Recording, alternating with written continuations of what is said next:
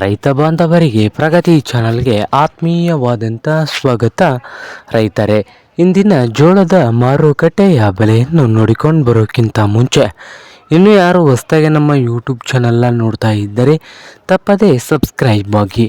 ನಾವು ಪ್ರತಿದಿನ ಮಾರುಕಟ್ಟೆಗಳ ಬೆಲೆಗಳ ಅಪ್ಡೇಟ್ಗಳನ್ನು ನೀಡ್ತಾ ಇರ್ತೇವೆ. ಚಾನಲನ್ನು ಈಗಲೇ ತಪ್ಪದೇ ಸಬ್ಸ್ಕ್ರೈಬ್ ಆಗಿ. ಇಂದು ಜೋಳದ ಅಂದಾಜು ಮಾರುಕಟ್ಟೆಯ ಬೆಲೆಯನ್ನು ನೋಡಿಕೊಂಡು ಬರೋಣ ಬನ್ನಿ ರೈತ ಬಾಂಧವರೇ.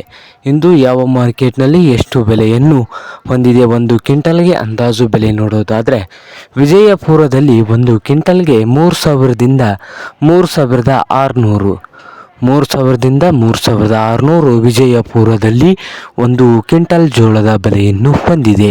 ಹಾಗೆ ಇನ್ನೊಂದು ಮಾರುಕಟ್ಟೆಯಾದಂಥ ಬಾಗಲಕೋಟೆಯಲ್ಲಿ 3,400 ರೂಪಾಯಿದಿಂದ 4,000 3,400ದಿಂದ 4,000 ರೂಪಾಯಿವರೆಗೆ ಬಾಗಲಕೋಟೆಯಲ್ಲಿ ಒಂದು ಕ್ವಿಂಟಲ್ ಜೋಳದ ಬೆಲೆಯನ್ನು ಹೊಂದಿದೆ ನೋಡಿ ರೈತರೆ.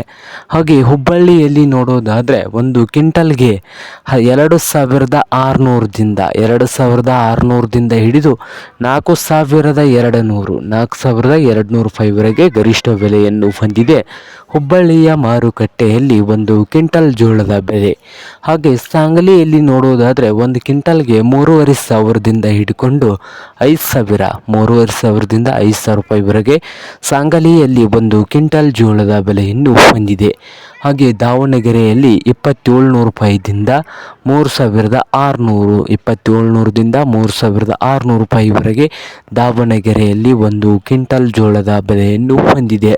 ಹಾಗೆ ಕಲಬುರಗಿಯಲ್ಲಿ 3,100ದಿಂದ 4,500 3,100ದಿಂದ 4,500 ರೂಪಾಯಿವರೆಗೆ ಕಲಬುರಗಿಯ ಮಾರುಕಟ್ಟೆಯಲ್ಲಿ ಒಂದು ಕ್ವಿಂಟಲ್ ಜೋಳದ ಬೆಲೆಯನ್ನು ಹೊಂದಿದೆ ನೋಡಿ ರೈತರೆ.